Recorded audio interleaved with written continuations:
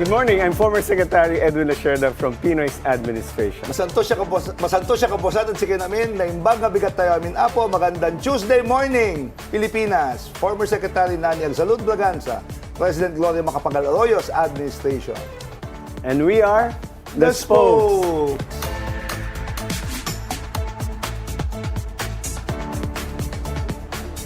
From the Palace Halls then to our group chats now. We'll give you perspectives from an insider's position, standing behind the podium.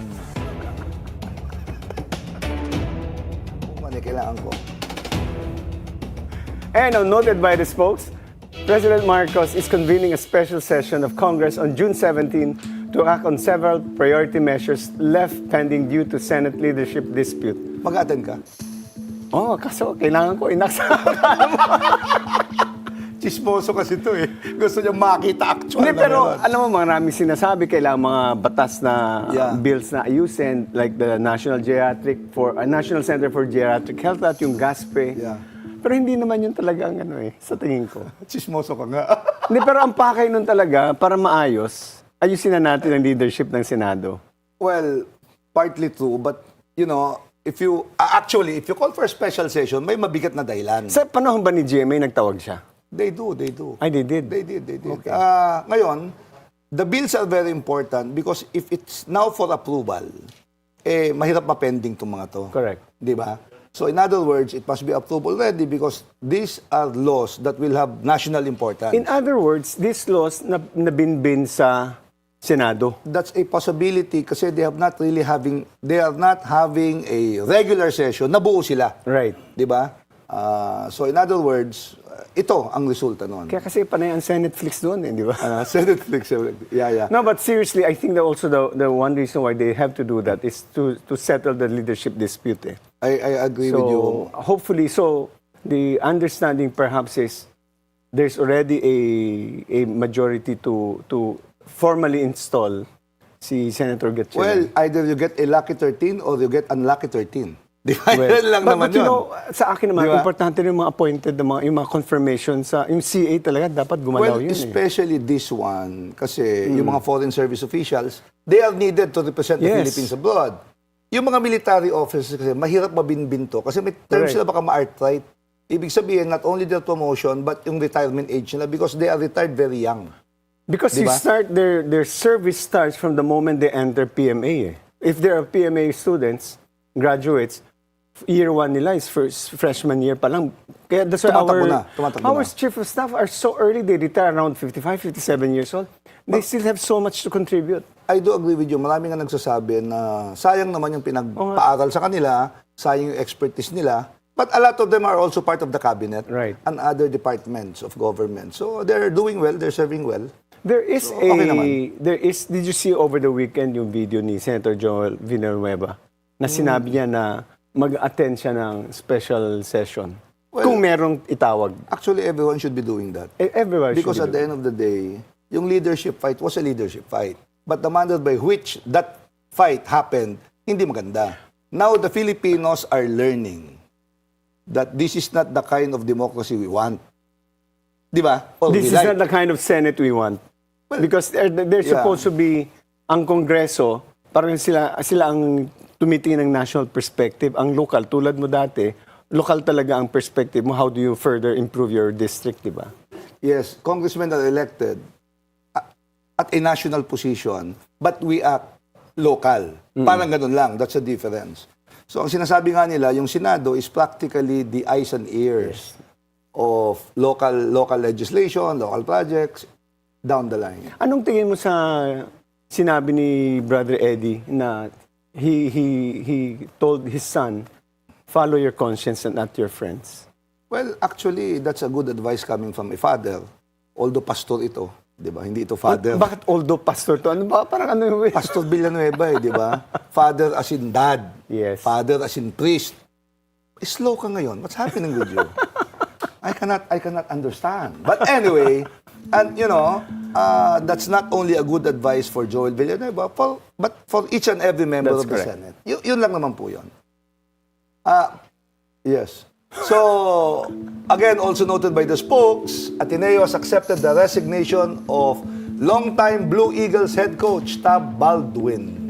I think that's finally not only the coach but Ateneo as a whole held a press conference yesterday. They're now, at least ngayon nagsalita na sila. Medyo tinamaan sila sa crisis comms eh. Ang bagal kumilos, ang bagal ang sagot nila. That's why.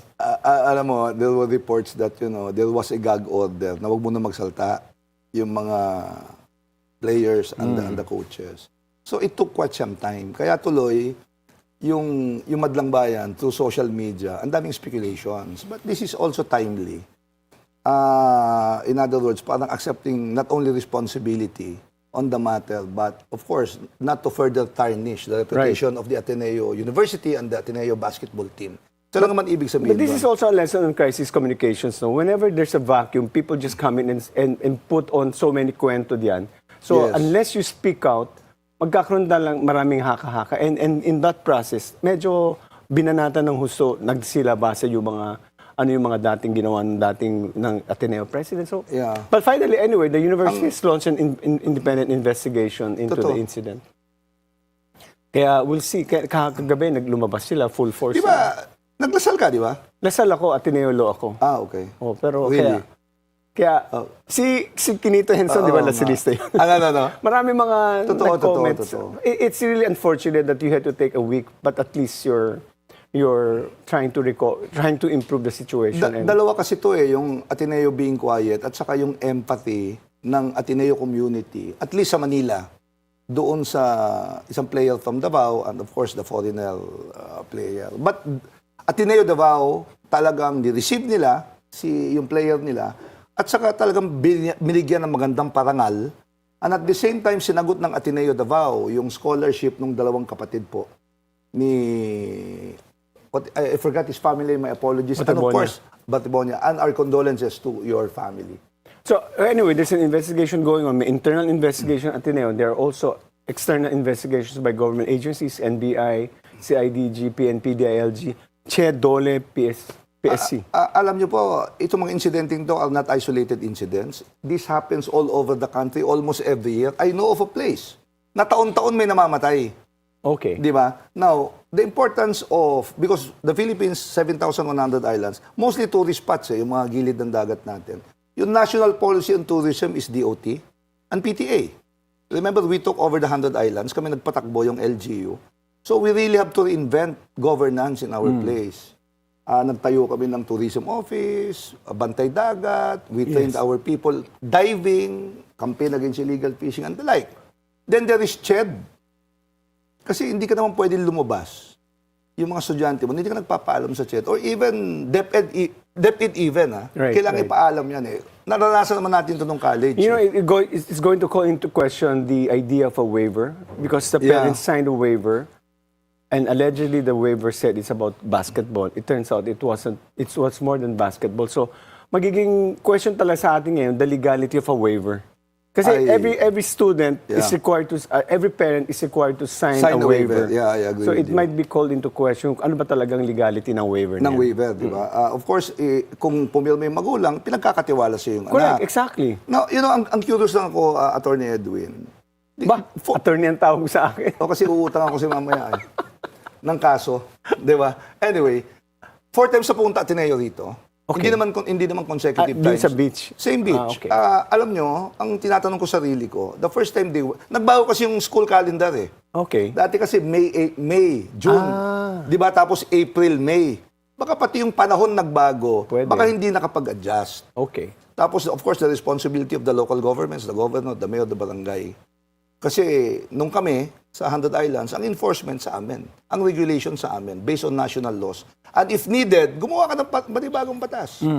Just to ensure the protection of your customers. Remember, yung mga turista, hanap buhay yan ng munisipyo. Hindi lang ng resort.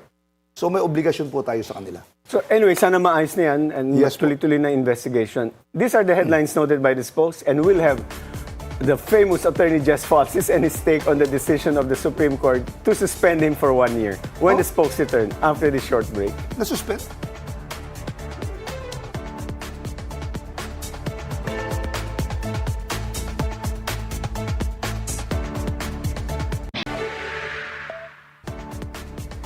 Ulit. And the spokes is back. Whether defending a cause, criticizing politicians, or weighing in on the biggest national issues, he has never been known for holding back. Now he finds himself at the center of a major legal decision. The Supreme Court's decision to suspend him for 1 year from practicing his profession. The Supreme Court has just announced its decision to suspend him for 1 year from practicing his profession. Joining us on this discussion is the ba't naman controversial? Talaga? Jesus Falcis. Kagawad, Jesus Falcis. Kapit-bahay ko to. Wow! Hello. Nice to be back. May sinabi yung Tweety Bird ko. Now that I'm more controversial, ano sabi ng Tweety Bird mo? Ang Tweety Bird ko, ang tumabaho ng suspension mo sa Supreme Court, kilala mong abogado. Oh. Kasi malapit sa mga Aquino, yung Edwin Lacierda. Muntik na akong maniwala, ha? Maniwala ka! Muntik na akong maniwala. Na lahat ng mga justices ni Duterte, tatlo lang ang in-appoint namin. Ano ang klase But just to clarify, I Yeah. accept being controversial and hindi ako famous, Sec Edwin. I'm infamous. Baka kasi isipin ng iba na tinatanggap ko yung moniker mo na famous eh. I don't want. I'm infamous. Oo. Pero sa amin, judgment call yun, out of respect naman sa'yo. Thank you po. Pero, Go ahead. Pero Jess, when did you, talking about Tweety Bird, did you have advance notice of the decision of the Supreme Court? I received a copy last week. Mga Last week pa? Wednesday or Thursday. So, I expected it to come out. But I wasn't sure if it would come out soon or maybe in a few weeks because wala naman tayong Tweety Bird sa Supreme Court. And tama lang yun. There should be no Tweety Bird. Let's talk about this case. It has been matagal na to. Naalala ko, panahon pa namin yata itong kasong to eh. I mean, what is the root cause of the incident ba? Well, without talking too much about the root cause, kasi that also involves a third party. Okay. Which I have NDAs and other clauses with. No? Okay. It started around 2018 to 2019. So there was this person who filed a case because I think he saw my tweets. And ako, no excuses, no equivocation. My tweet is vulgar. My tweet was wrong. No? Of course, hindsight is 2020. Right. But when I was in a fishbowl, when I was there, 2018, 2019, there was no other thinking for me except an animalistic drive to defend my family. So if you ask me, hindi nyo pa natatanong, do I regret what I did? I regret it as a lawyer. As a brother, I don't. Question lang. Were you the lawyer? Were you representing your brother in the case? No. He had... Ibang abogado niya? He had a lot of lawyers, but I was one of the consultants, PR. I was one of the strategists. Abogado na yung kapatid, hindi pa ako tutulong sa kaso. But in terms of litigating it, of course, I didn't handle it myself because it would be inappropriate. I'm too emotionally invested. So nandun ako, sir, sa legal PR, legal communication. Yeah, so in other words, wala kang direct hand dun sa filing ng cases, but as a legal PR of your brother, yun ang kinaso sa'yo. Well, chinecheck... Yun ang kinaso sa'yo. Doon muna sa legal, chinecheck ko din naman yung mga ginagawa ng legal team ni Kuya. Okay. But I don't micromanage. He would just ask me then, okay ba yung strategy or ano bang strategy? I meet with the lawyers. I meet with our lawyers. It was a strategy. One question lang. Were you a practicing lawyer after you graduated and you passed the bar? Never in the traditional sense. So when I passed the bar, I did not go to a law firm. Okay. I immediately took up my own public interest cases that I wanted to do. Same-sex marriage. I'm quite infamous for that. The other thing is, which I'm very proud, nobody can take away, is the Oplan Rodi, yung sa curfew ordinances. Yes. So we struck that down. Pero just I need to go to the meat of this whole situation. Your brother was the manager of Chris Aquino, and he was accused of misappropriating some funds, and that was the root cause of all this of your brouhaha over the situation. So, but eventually, I understand because you mentioned that you have an NDA. Yeah. There was an amicable settlement that was. Yeah, it was also in the news naman. Including you? It You was were also publicized. bound by the amicable the NDA? Of course. Really? Buy one, take one kami. You're not a party to the. You're not a party to the. Well, you should you should do more due diligence. I was part of You are. the You were sued as well? the brawl. Again, without going too much into it, happy na kami. Happy, my Okay. brother's happy, my mom's happy, my sister's happy. Ako, I got bigger. Many people will say, hindi na daw matching yung profile picture ko. Hindi pa ganun patulan namin yung mga DDS. Ang payat-payat mo nun. Dapat daw baguhin ko yung profile picture ko. Kasalanan ko ba? Ang dami kong mga But after this brouhaha, nagka-areglo rin ba o nag-uusap pa rin ba si your brother and Miss Chris? I cannot comment on that because that's not nag-uusap pa sin, are they friends again? Do they still talk? Again, I cannot comment on that. Okay. But if there was an NDA, how come there was a case filed against you? Well, this is a third party. And tama naman, right naman niya yun eh. Third party to. Si Sir Jason Baltao is the complainant. And, I think he saw my social media tweet. It's proper because any Filipino citizen naman can file against a lawyer or should be able to file against a lawyer. Yung suspension sa'yo ng Supreme To Court, discipline do you us. think it's fair? Fair or not, I accept the wisdom of the court. Or were you just a victim of a powerful family name represented by Edwin Lacierda? No. There was I'm some... not a kuwang ko. No, I did something wrong. It's just in my of course own rationalization, no. And I hope the Supreme Court indulges me, diba? When I did that in 2018, 2019, again I was in a vacuum. I was in a fishbowl na life or death.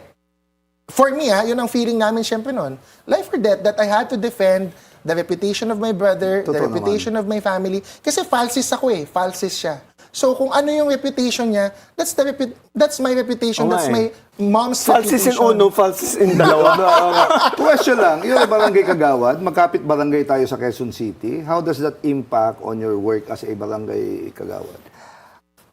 Not so much because you don't need to be a lawyer naman to be a barangay kagawad. Okay. It's just, ang nakakalungkot, siguro kung nasuspend ako ngayon, I can't really give pro bono legal advice anymore. So, you ask me kung nag-law firm ako or what. No, ang ginawa ko talaga noon, because my family naman, fortunately is okay, but we did not start rich. So, many people might think, elitist, privilege. No, we grew up struggling. Okay na kami ngayon. So, nung ako, bunso kasi ako eh. So, nung tapos na ako sa law school, I didn't have that great urgent need to earn for my family. Klaro ko lang. Ay, go ahead. Appealable, sorry. And wala akong anak, sir. Oh. Wala akong binubuhay ang point ko. Kaya hindi ako naglo-law firm. Kahit adopted man lang, wala. No, that's why. Because you can adopt him. He's a good lawyer. Anyway, sorry lang. Appealable tong kasong to? No, but legally? Pwede mag-MR. Pwede mag-appeal. mag-MR. I think so. But generally, most lawyers don't. Kasi Most naalala ko lang kasi, nakapit-bahay din niya si Atty. Ed Chico. Magaling na abogado yun. You might want him as your lawyer when you do your motion for reconsideration. Just, let me ask you one thing. It was filed before the IBP, the Integrated Bar of the Yes. Philippines. And eventually it was elevated to the Supreme Court. Yes. But are you aware what was the original recommendation of the IBP? The IBP recommended slapping a fine of 17,500 pesos, if I'm not mistaken, and a reprimand. So the Supreme Court increased the penalty because they found two aggravating circumstances. And that's their wisdom, no? It's just, I have a lot of concern, not just for myself, but for the legal profession, no? I saw the comments of other lawyers. Nakita nila na if aggravating daw yung pagkasabi ko ng bias na dilawan. And ako, I have no contest again with the Supreme Court decision. But this is the opinion of others. Mahirap na pala mag-comment about political factions. Because right now, that is the norm eh. From surveys to political analysts, even to legal opinions, may factionalism. And society is heavily divided. But shouldn't you That's take, the fact of the Philippines. But shouldn't you take the bias na dilawan in the context of that situation that you're in? Because right now, you're saying, because ako, sabi niya, bias ako sa mga DDS, ito, bias siya sa mga dilawan. Hindi, Baliktad na. Hindi, pero, but the whole point is, May nakain tong hindi maganda ngayong umaga.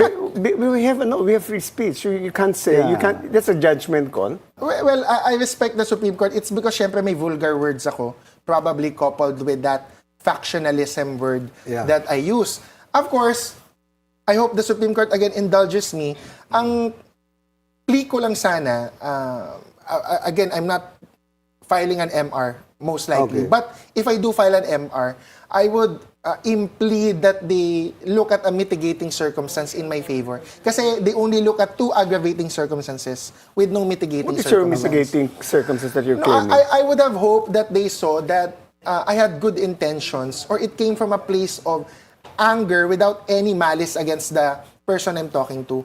That the reason why I tweeted that was really just to defend my brother in the spur of the moment, in the heat of the moment. And might I say this, no? People know me to be anti-Duterte.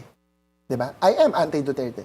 But I can't also say that I wasn't infected by the Duterte virus. Wait, from 2018, 2019. Question lang. You've been saying na you've been defending your family. Ang question ko lang, Atty. Edwin. Attorney, ha? My God. Tingnan mo na sandali, baka madisbar ako sa pangkagamit. paano tinake ng family mo naman yung pagdi-defend mo sa kanila when you were suspended by the Supreme Court? Well, from before up until now, they support me. They know that what I did was for family, Yes. that I had good intentions. With all due respect to the Supreme Court, what I did was wrong. But I would like to think, wala naman akong inapakang tao. Because I was defending my brother. I was defending the reputation of my brother, my family. And right now, okay kami. So I would say, again, with all due respect to the Supreme Court, in any lifetime, in any multiverse, I would do what I did as a brother. But as a lawyer, I regret what I did. I understand that your brother is now doing well. It's a successful business. We're doing good. I wouldn't say we're doing well, no? We're doing good because we're happy. Wala nga akong anak. My brother's also gay. So wala din siyang anak. Kami, we live with our mom. So we are a 3-income household. Wala kami masyadong concerns because we put everything together. We pull everything. We live with our mom. We grow old with our mom. So we're happy. Sorry, I'll just pick it up from your statement. Sabi mo, you don't regret what you did. But as a lawyer, you did regret it. Yes. So if you were not a lawyer, you'll still do it. Of course. But, because there are higher standards kasi nga for a lawyer. And I understand So, the Supreme Court. But as a Filipino, na question lang. yung culture natin, when you were suspended, anytime. what by, anong, Supreme Court lawyer, sinuspindi ka, IBP, blah, blah, blah. So, in other words, hindi lang issue ng kung tama o mali yung ginawa ng Supreme Court. Ano yung specific case ulit? Bakit ka sinuspindi? What mistake did you actually make? Because I used abusive, offensive language. Vulgar language. But there are other people, other public officials who have done the same. And that's my opinion as well, outside of being a lawyer. Again, with all respect to the Supreme Court, madaming lawyers actually very concerned being a lawyer already. Because there's so many restrictions already on being a lawyer. Ang hirap na daw maging abogado ngayon, ha? Lalo na sa mga bata. Huwag na si Atty. Ed. Ako na kasi suspended na ako eh. Pero may MCLE, may ULAS, merong CPRA, which is tighter, no? Hindi ko nga ito nasabi kanina, balikan ko muna kung Nani Sec Ed, no? Pasensya na. In 2018, 2019, when I did that, hindi pa kasing rigid ang CPRA. Sorry, for the interest of the public, what is CPRA? The Code of Professional Conduct governing us before was already good, di ba? Right. But in terms of regulating social media usage, the CPRA, Code of Professional Responsibility and Accountability, is more strict on social media usage. So I'm not saying I should not be penalized. I'm just saying na what was applied to me now, I wasn't aware of that before. But of course, I was aware that I should not use abusive language. So again, I would have hoped the Supreme Court saw some mitigating circumstances in my favor, given my youth and given my interest to defend my brother. Tricky question, you may not answer it. You've admitted your mistake. But have you tried apologizing to Miss Chris Aquino? Well, she was not the one naman that I offended in that tweet eh. She offended me. Agadilawan. No, it was about me saying mga bias na dilawan. And then some vulgar words. You don't believe my brother because you have cognitive biases. That is the general statement. Question That lang. is a general So statement. technically, walang complainant against him. Meron. Sorry, my apologies. And it's okay if anybody complains. Again, Okay. as I told Sec Ed, and he knows this, any Filipino can file against a lawyer to discipline us, to enforce the CPRA. And I accept that. Justice Leonen just said na dapat i-decriminalize na yung yung cyber crime against Cyber libel. against politicians? Well, Anong that's a masasabi different mo ron? issue. Iba That's a pa rin different yun. issue. But I Okay. totally support that. Okay. I have a pending cyber libel case, and I hope Justice Leonen sees merit in my case, if ever, that we bring it up to the Supreme Court, because we will question the constitutionality But you also of didn't cyber take libel. you also didn't take the decision sitting down, in the sense that in your statement you're saying, I accept my decision, but let's look also at Vice President Sara Duterte and the President Duterte for uttering cursing. So, Well, again, with all due respect to the Supreme Court, ako kasi I consider myself a Filipino first before I am a lawyer. Of course, tayong mga abogado, Sec Ed, no, we are held to a higher standard. But hindi naman pagiging abogado ang buong pagkatao ko eh. Before I am a lawyer, I am a Filipino citizen. what you're saying is as a Filipino citizen, I am very much concerned with how our democracy, how our republic is operating in relation with people in power who are getting away with crime. you're essentially saying, immorality. Jess, you're essentially saying what is sauce for the goose should be sauce for the gander. Kung in-apply sa iyo yan, gumamit ka ng abusive language, dapat mag-apply rin sa mga ibang matataas na opisyalis ng gobyerno. More than that. Because I was not a barangay kagawad then. And these two people that I mentioned are the two highest officials of the land. One was the former highest official of the land. And there's a sense of impunity na when you're in power, you can get away with things. Ako, I don't want to get away with things. So I accept, I admit my responsibility. But my case is indivisible from the cases of these two. They are also lawyers. So, it's just a nagging question. It's not even my question. It's the question of everyone. If I can be disciplined for vulgar language, why can't President Duterte and Vice President Sara Duterte, who have not only uttered vulgar language, but have committed actions that destroy the rule of law and impeded the confidence in the judiciary. President Duterte pa lang, inatake niya yung Supreme Court. Yeah. He eroded the rule of law. Anyway, so, ngayon, because of what happened to you, yung discipline sa'yo, pinagpepiestahan ka ng mga, and binabash ka ng mga DDS vlogger ngayon sa social media. I'd like to ask for your comment, but before you give your message to them, let's suppose you return after the short break.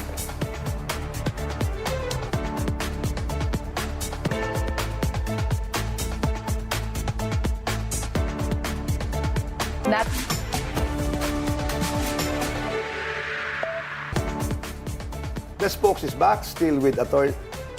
Ayun yung tawaging attorney, Mr. Kagawa Jess Falcis. Our hanging question a while ago, ano ang message mo sa mga DDS bashers mo ngayon?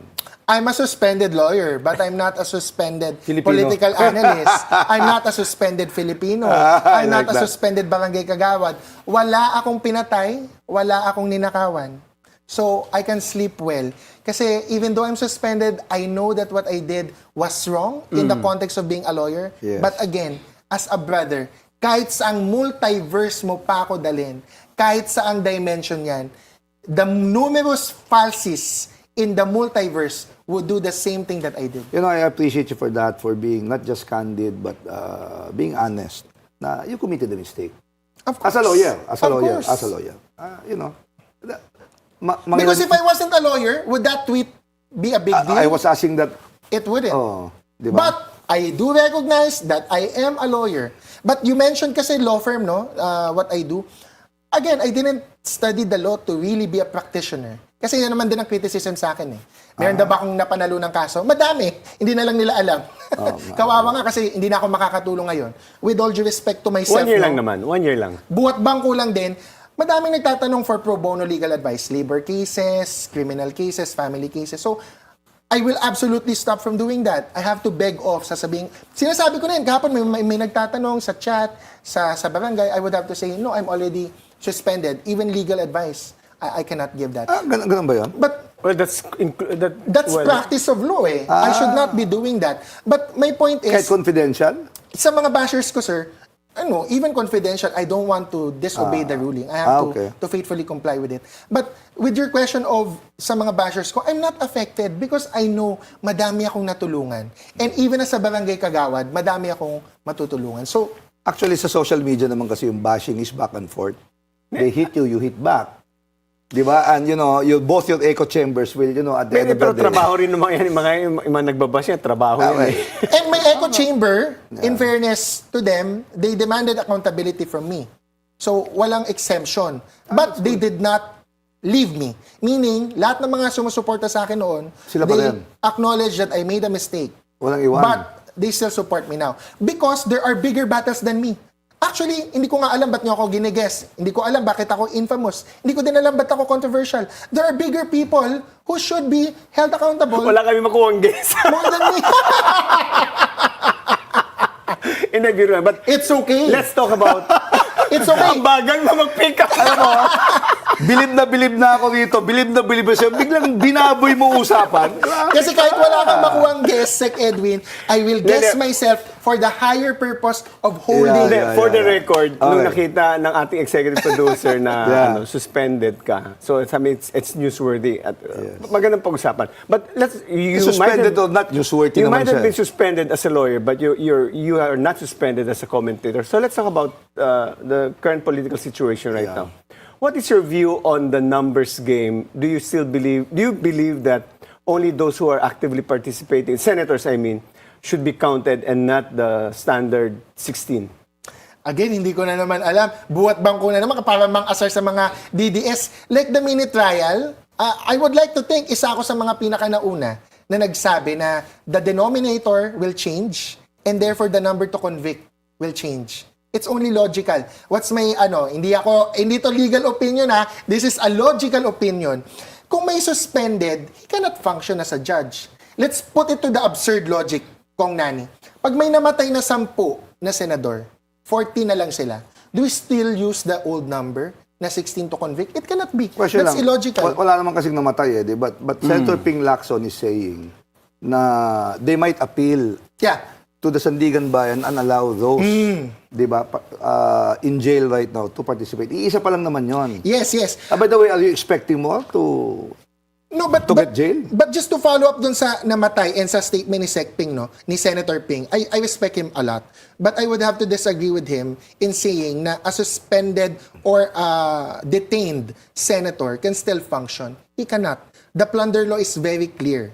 The plunder law is very clear. The Anti-Graft and Corrupt Practices Act is very clear. You're suspended. Ako suspended lawyer, so I can say this suspended ako as a lawyer. I cannot practice law. If a senator is suspended, can he practice being a senator? A senator judge flows from the power and function of a senator.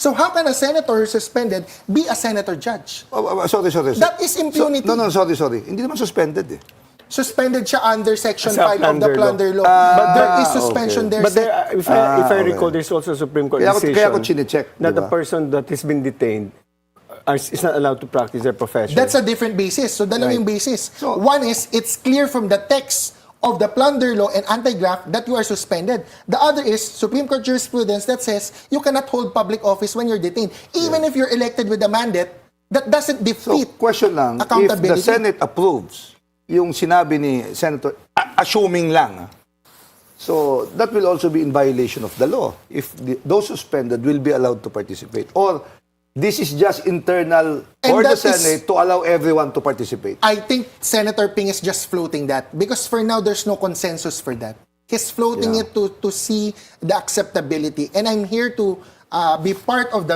the voice that says it's not acceptable. Because Trillanes was not allowed to participate as a senator. De Lima was not allowed to participate as a senator. Why are we making exemptions? When you say participate, vote. Participate and vote. I thought Laila De Lima was allowed to participate, but was not allowed to vote. She wasn't allowed to participate, even by Zoom. She wasn't allowed to participate. And that's absolute. Because sinunod yung Trillanes versus Pimentel 2008, sinunod yung People versus Salosos, even before Trillanes versus Pimentel Si Romy. na kaso. Si Romy ano And again, that's not as a legal opinion Ano lang, nagbabasa lang ako na Filipino citizen. Eh, tsaka ikaw nagsabi nun, Sec Edwin By the way, I'm not giving a legal opinion. Just you call Senator Cayetano a lot of names. And one na medyo nag-stand out is Alan Pinocchio Cayetano. Well, yeah, he's dishonest. Kakasuhan niya ako ng cyber libel? He's a Pinocchio. Dishonest He's about what? dishonest. He lies. About what? I just want to know. About everything. He's the master gaslighter. He gaslights. That's the Duterte admin. From Alan Peter Cayetano to all the surrogates and proxies of Duterte, I don't know if people know what gaslighting is. Gaslighting is when you know there's something true and you say it and then someone insists, no, it's false. Or Okay. X is A or orange is apple. My God, it's so falsis, ha? No, because our libel laws are Yeah, patterned after the Supreme Court decision, the Yeah. State Sullivan case. No? So mataas ang standard. Kaya medyo I mean, mahirapan ng politiko magsampa ng libel case. Well, Toby Chanco did. But in fairness to Alan Peter Cayetano, I don't think he will file naman. Because he knows everybody's saying the same thing. From the House Speaker, bruhahan niya noon, to the Senate debacle now, May it's a consensus. special session bukas, di ba? Yung May Senate. special session. So, do you think the leadership will change? Finally, ma-formalize yung pagiging Senate President ni Win Gatchalian. Yeah, That's what I'm saying. yun. It will not change. It will just be formalized. Yeah. That Senator Win Gatchalian is no longer acting SP. Also, sinong tatawid? Well, Joel Villanueva has already stated that he will attend the session, and that is already an indication that he will join the 12 and become 13. Sabi ng Tweety Bird mo yan. Or it's all over social media, actually. No, this is just my political analysis. Wala siyang sinabi tungkol sa Avellino versus Cuenco. He was silent for a week or 5 days about the leadership of Alan Peter Cayetano. Yung ibang mga senador, dinefend si Senator Alan Peter. But we all agree But that Joel Villanueva did not. the three of us agree na to elect a Senate President, it needs 13 votes. Yun pa rin ang ano? Yun pa rin ang... Yun pa ang standard. Ang sa kanya, hindi. Akin ako, I agree with Justice Carpio that the denominator can change.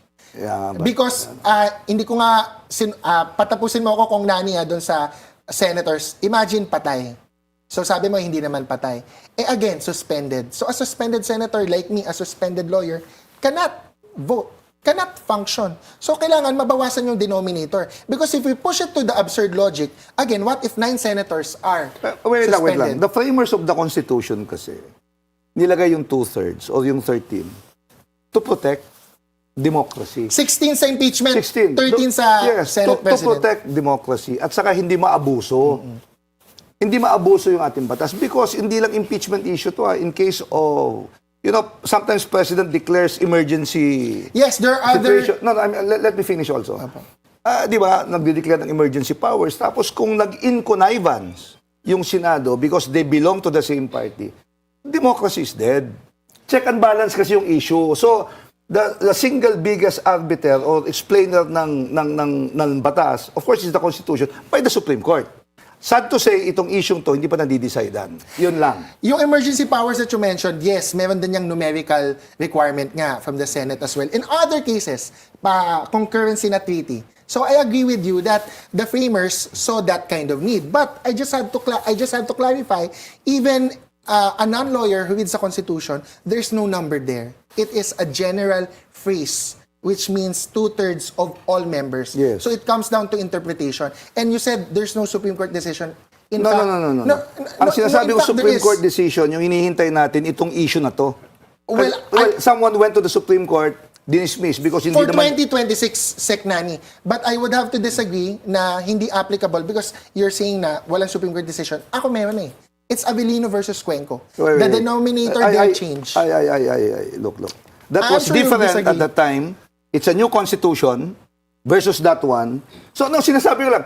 I'm not a lawyer, but I'm just trying to explain yung sinasabi naman ng mga tao And na I'm not a rational. lawyer. I'm not a lawyer now. I've heard the same arguments. So this is me as a non-lawyer kong Nani. Indulge me. The same words in the 1935 Constitution. Kasi ito yung propaganda. Sinasabi nila iba na daw ang Constitution. It's not applicable. No.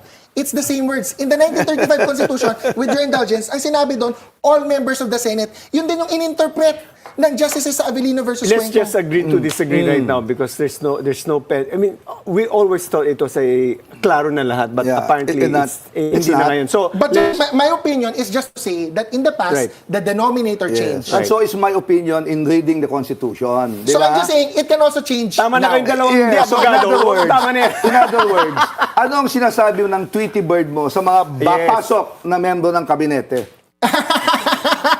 Wala hindi tumama yung Tweety Hindi. Bird kasi may isa dito. Hindi naman nagkakatotoo eh.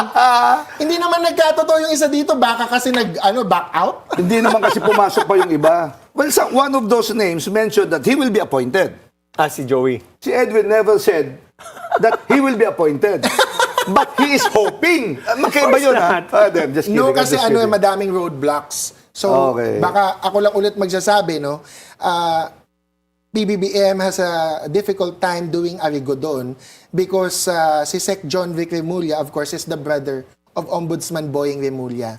And to shuffle him from the DILG is quite difficult.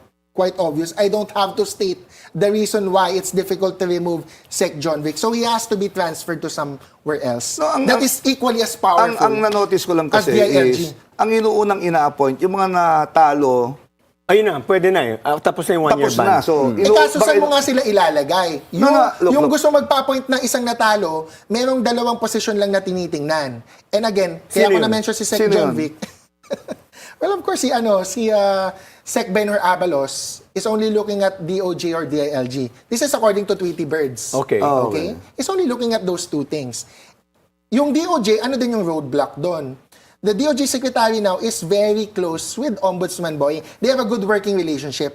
And ayaw na masira ni Ombudsman DOJ. yun. Si Eda. Yeda. Vida. Vida. Sorry, Sir Vida. Sec Vida of the DOJ Yes. has a good working relationship with the Ombudsman. Okay. So in relation with the flood control cases and all the other cases, maganda na yung coordination nila. Question ko lang, Ayaw na niya yung bang Tweety Bird mo at saka nung kay Tweety Bird ni Montulfo, nag-uusap ba? Hindi, iba. Magkaiba. Nauna ako. In fairness, no offense to Tito Mon, pero syempre mas batikan siya. Bawa ko sa kanya. Pero nauna ako mag-post nun. Pero si... So nangungopia yung Tweety Bird Hindi, niya? hindi. Baka pareho kami ng balita. Si Joey Salceda, sabi niya, ang reputedly PLLO siya. Do you agree? PLLO. But I also heard kasi either NEDA or DOF. But NEDA is impossible because Sec Balisacan is doing well naman there. DOF kasi is bakante in a sense. Why bakante? Kasi if I remember correctly, acting lang ang ating DOF secretary. Hindi siya permanent appointment. Sige. Si Doc Helbosa nga sabi out na rin. Anyway, let's talk about... Dr. Helbosa, and sorry. these are all speculations Yeah, pa na until it speculations. happens. Okay. It is all speculation. So the first tough question I have for you is, do you consider yourself a political influencer now or a lawyer? Do we have a break or do I answer that now? No, there's no break. Okay. Do I consider myself a political influencer? Parang ako to. I'm just... Medyo slow itong dalawang to. Hindi. Yung dalawang abogado, slow No, may ngayon. narinig kasi akong music. Akala ko mag-break. Hindi. To your question, I actually don't know because I'm just privileged na may mga nakikinig sa opinion ko and I don't know why. I'm just a gay person speaking to the void and writing my opinions because I want to be heard. Ayun. Fortunately, madami nakikinig. Kagawad Jess, are you... Ay, madami ding naiinis. Well, that's part of life. Di ba? Lalo kung politiko ka. You cannot please everyone. So, in other words, Kagawad Jess, are you a clout chaser? Whatever that means. Hindi eh. Ano ba ibig sabihin mo muna? Kasi kung cloud chaser ako, ano ba yung clout chaser? if I was a cloud chaser, I would only post No, things explain that first are- What is a clout chaser? Yes, Because, I will explain it by example muna. Okay. If I was a cloud chaser, I would be posting things that are popular and walang risk or wala masyadong repercussions sa akin. It's just to gain a following. So that's a cloud chaser. To gain more fame, to gain more following, to gain more money. followers. Pag monetize mo. ganon. Eh Okay. ako, ang dami kong risk. I Kasi mean, with lang. all due respect to myself, Do you hindi ko na monetize? alam. Do you monetize your... I started monetizing it last year. Sa Facebook? Yeah. Eh, mababa ron. Ikaw, nagmo-monetize ka ba? Hindi, wala akong Facebook ko, wala. It pays my bills and Ay, it yung keeps Facebook me... mo, the Facebook. Nagbago kasi ng bitsura to, kaya the Facebook. Hindi ko lang... Bahala kayo. No, wait. Okay. And next up question. Are you running for senator in 2028? That's why yun lang. Nag-post ka daw eh. Oo nga. I posted that April 1. All of my haters Okay. are reposting it because they are the ones clout chasing. Ako rin They're eh. farming for the views. Ako rin, pinost ko rin And eh. content. April 1, I'm running for president ng Rotary Club. No, but seriously, Sira-ulo. seriously, Kong Nani, Sec Edwin, Yes. and this is part of my advocacy. sana matuloy yung barangay elections. Because before I look at 2028, ang layo ng tanong mo eh. Why? Ang Is there a danger na hindi siya matutuloy? Or because of budgetary May issues? ibang nagsasabi na gusto mag-postpone. They always want to postpone. No, but I heard But that should not be the case. Senator Win Gatchalian na to postpone it again is unconstitutional. Yes, because Kay Senator Win. Amy Marcos is one of the advocate of postponing it. Sabi niya, Noel sa 2028, etong sina Soto Black, Gatchalian Black, suportado daw, di ba? Kaya she got flack. Siya yung promotor ng Noel. Saan? Sa barangay elections. So she's a hypocrite. So wait. So despite your post, you don't intend to run for senator. It's an open option. It's Okay. an open Oh. option because I am not more qualified than other people like Shelo Magno, Heidi Mendoza, who are way more qualified to be senators. Chel Jokno, Laila De Lima, gusto ko sila makabalik. But I am definitely more qualified than some of our existing senators. Napatanong tuloy ako, if you're running for senator, under what slate or which slate will you be aligned with? I will most likely be independent. Even if Mayor Lenny or President Lenny runs and she has a slate, I'm quite sure I will not be accepted anyway in that slate. Bakit naman? Because I am very polarizing. I am too hot button, iron rod. I wouldn't advise Mayor Lenny to get me. I wouldn't advise Mayor Lenny to get me. Di ba parang, takes one to know one. Go. No, I would rather run independent because ang dami nagsasabi, BBM vlogger yan, hidden BBM vlogger. Of course not. I'm my own man. I support Mayor Lenny. I'm kakamping. I identify as that now. But in 2028, when the fog is clear, I have my own positions. Okay. Same-sex marriage, taxation. Anyway, pasensya ka na, Jess. You Anyway, ran out of time because of me. well, but it was a good way of running out of time because you said a lot. Okay? Of course, some of it I do not agree with, but just the same. And this that's is democracy. Yeah. Thank you, Kong. Makita kita, Ed Chico, Kunin sa itong muna to. dalawang hindi abogado na to. Oo nga. Basta sa Supreme Court, Hindi ka ba Sige na, nagtataka? magsama Yung na abogado tayo. walang masabi. hindi, wait lang. To that Supreme Court, kung may nanonood po, si Sec Edwin po ang nag-invite sa akin dito. So please, Yes. magiging lawyer ko po si Sec Edwin. Yes. Yung yumari sa'yo, maging abogado mo. Anyway, maraming salamat, Jess. So, in a democracy, those who speak the loudest must also be ready to face tougher challenges. The true test of being outspoken, if this is matched by principle. I'm former Secretary Nani Agsalud Braganza. I'm former Secretary Edwin Lacierda, and We are the spokes.